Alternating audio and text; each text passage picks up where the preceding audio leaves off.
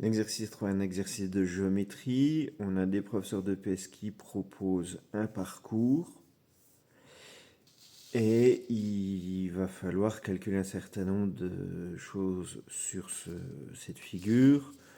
On nous donne des informations. On avait rajouté que DC était parallèle à EB. Et on nous demande, première chose, de justifier que AD fait 200 mètres, de calculer ensuite CD, de calculer ensuite CB. Je reviens à ma figure. Alors, on me demande de dire pourquoi AD fait 200 mètres. AE fait 250 mètres, si ici il y a 50 mètres. Simplement pour trouver AD, je vais faire les 250 moins les 50 qu'il y a là. Ça, c'est pas une question bien difficile.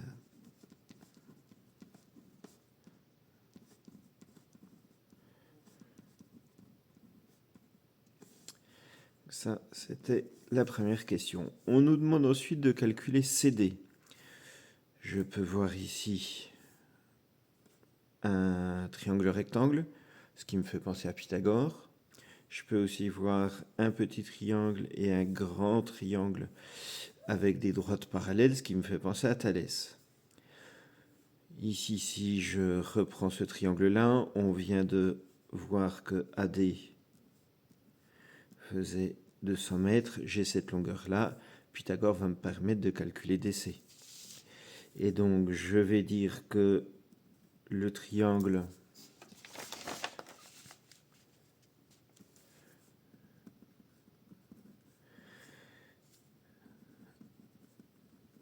CDA est rectangle en A. J'annonce que j'utilise le théorème de Pythagore. Et ensuite, j'écris mon égalité de Pythagore. DC carré, le grand côté au carré, l'hypoténuse, celui qui est en face de l'angle droit, qui est égal aux deux petits carrés, à savoir AD carré plus AC carré. Ici, donc, ça me fait 200 au carré plus 480 au carré. Ma calculatrice va me donner directement le résultat.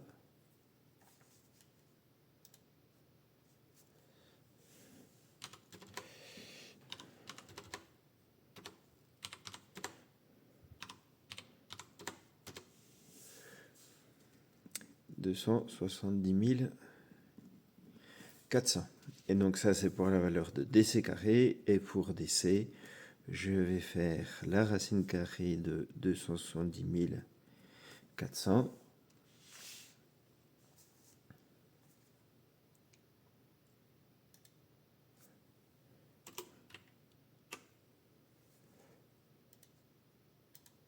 Ce qui fait 520.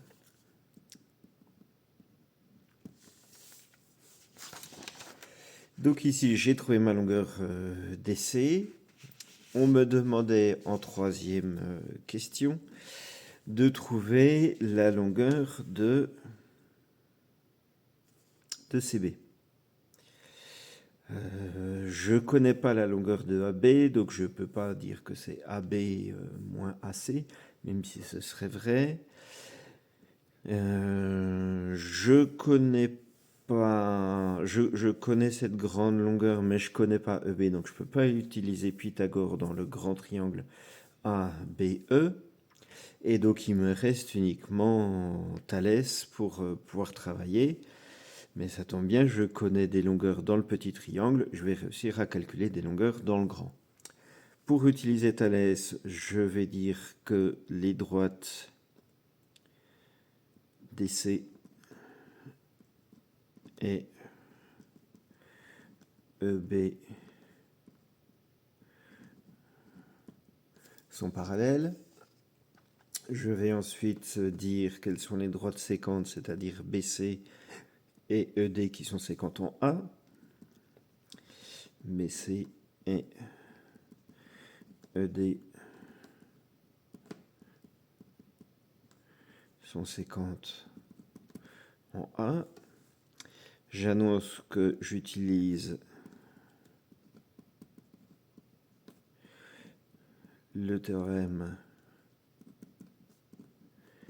de Thalès et j'écris mes rapports. J'écris mes rapports en faisant bien attention au triangle. J'ai mon petit triangle, mon grand triangle et CB n'est pas dans une longueur de triangle. CB, c'est un morceau. Mais donc, je vais bien écrire AB sur AC, par exemple. AB sur AC, donc grand triangle sur petit triangle, et qui va être égal à AE sur AD, et qui va être aussi égal à EB sur DC, mais comme je ne connais pas EB et que je ne cherche pas, ça ne m'intéresse pas. Donc je peux m'arrêter là, mais maintenant je remplace par les valeurs. AB, c'est ce que j'aimerais connaître. AC, 480. AE, c'est 250. Et AD, c'est 200. Et donc ici, je vais pouvoir utiliser la proportionnalité.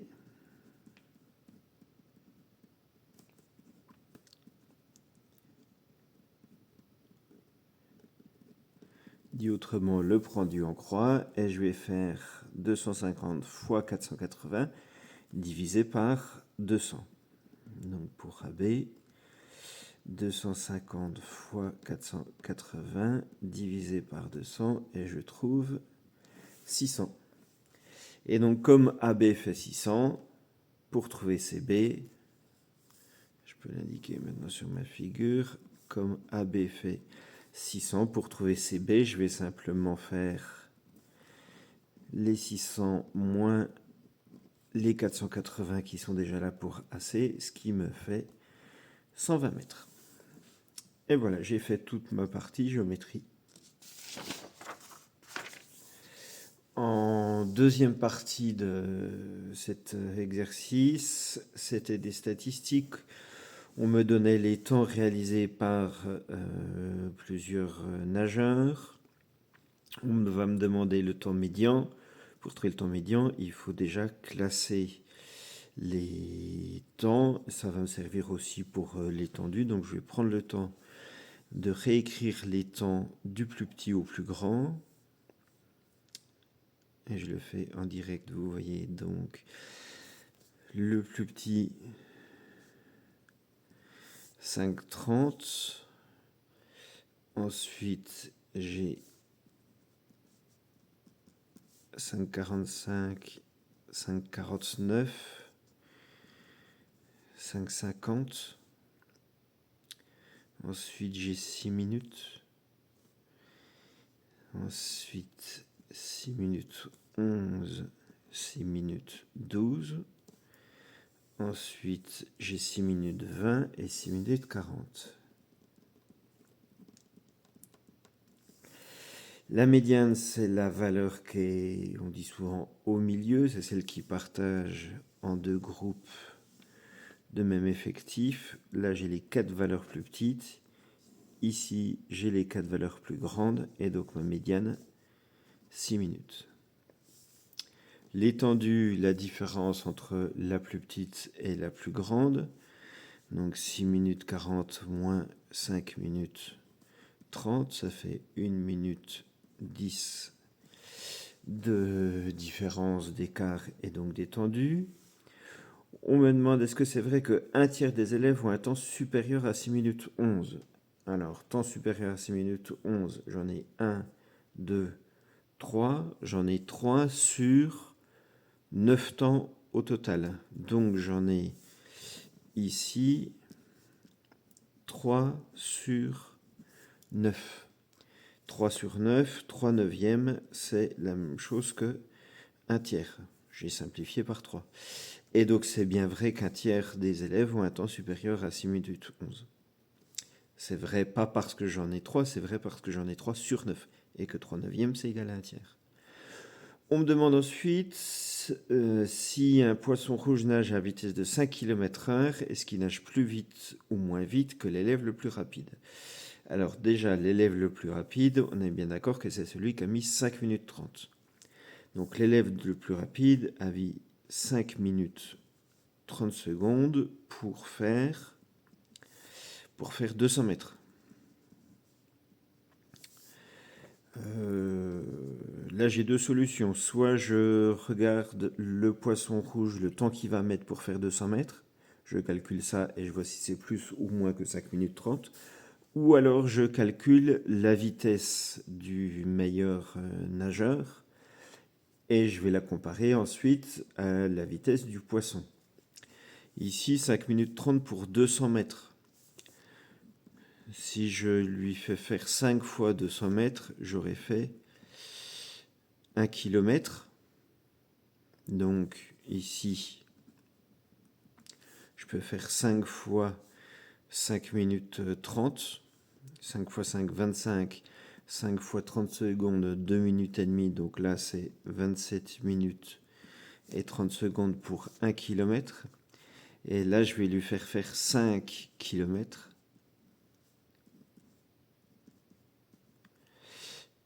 Pourquoi je lui fais faire 5 km? Parce que je sais que le poisson rouge, il met 1 heure pour faire 5 km. Et donc ici, je vais mettre 5 fois 27 minutes 30. 5 fois 27 minutes 30, ça fait beaucoup plus que 1 heure, ça fait même plus que 2 heures. Donc ici, le nageur nage bien plus lentement que le poisson. Sinon, je peux considérer mon poisson qui nage à 5 km en 1 heure.